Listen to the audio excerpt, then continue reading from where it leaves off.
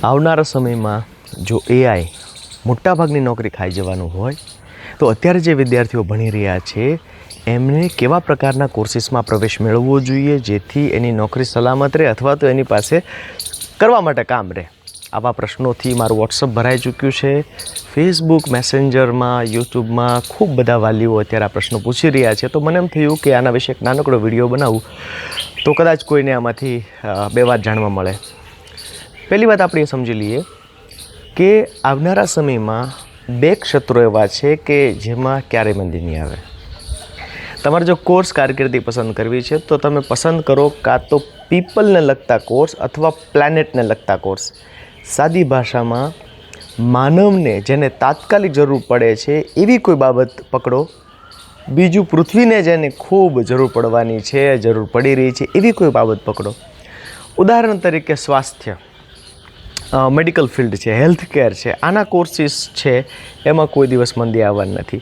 પણ પ્રશ્ન એ થાય કે કોઈ વિદ્યાર્થી કોમર્સવાળા હોય, આર્ટ્સવાળા હોય એ કેવી રીતે હેલ્થમાં જઈ શકે? તો એના માટેનો સરસ રસ્તો એ છે કે તમે ફૂડ પ્રોસેસિંગને લગતા કોર્સીસ કરી શકો.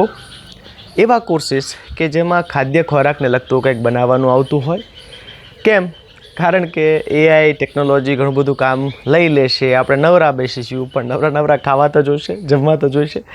તો આ ફૂડ પ્રોસેસિંગના કોર્સીસ જે છે એની ડિમાન્ડ કાયમ રહેશે. અને તમે અત્યારે જોઈ રહ્યા છો આપણી આસપાસ ખાદ્ય ખોરાકનું કેટલું બધું બધી સુવિધાઓ વધી રહી છે.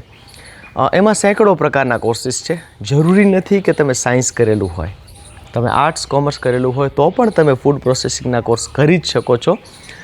બીજું છે એ છે પ્લાનેટને લગતા, એટલે કે જો પૃથ્વીને બચાવીએ છીએ ને અત્યારે આપણે બધા અનુભવ કરી રહ્યા છીએ, જે પ્રકારની ગરમી વધી રહી છે, જે પ્રકારની બીમારીઓ આવી રહી છે, એ સંદર્ભમાં ભવિષ્યમાં જળ, જમીન, જંતુ, જંગલ, જનાવર આ બધાને બચાવવા છે અને એમાં કારકિર્દી બનાવીએ છીએ તો સસ્ટેનેબિલિટીને લગતા કોર્સીસ કરવા જોઈએ. ઉદાહરણ તરીકે નેચરલ ફાર્મિંગ, ઓર્ગેનિક ફાર્મિંગ, આવા કોર્સીસ તમે કરી શકો છો. ખેતી જે છે એ પ્લાનેટનું ભવિષ્ય છે અને આ વાત હું તમને એક નાનકડા પ્રશ્નથી સાબિત કરી શકું છું. તમે અત્યારે સારામાં સારા ઘરમાં રહેતા હશો, સારામાં સારી ગાડીમાં ફરતા હશો, સારામાં સારા ફોન વાપરતા હશો. પ્રશ્ન એ છે કે શું તમારી પાસે શુદ્ધ ખોરાક આવે છે, ઝેર વગરનો, પેસ્ટિસાઇડ્સ વગરનો? મારા શબ્દો યાદ રાખજો, આવનારા 5-10 વર્ષમાં પ્યોર ફૂડ છે ને એ લક્ઝરી કહેવાશે. પૈસાવાળા અને સંપત્તિવાળામાં ફરક એ છે કે પૈસાવાળા પાસે આ બધું ગેજેટ્સને હોય, સંપત્તિવાન પાસે શુદ્ધતા હોય, એ આહારની હોય, વિહારની હોય. તો લાંબી વાત ટૂંકમાં, કોર્સ પસંદ કરતી વખતે કાં તો પીપલને લગતા કોર્સ હોવા જોઈએ, કાં તો પ્લાનેટને લગતા કોર્સ હોવા જોઈએ અને એ માટે સાયન્સ ભણવું ફરજિયાત નથી. એ યાદ રાખીને આપ નિર્ણય લઈ શકો છો. આ સંદર્ભે આપને કંઈ પૂછવું હોય તો કમેન્ટ બોક્સમાં મને પૂછી શકો છો.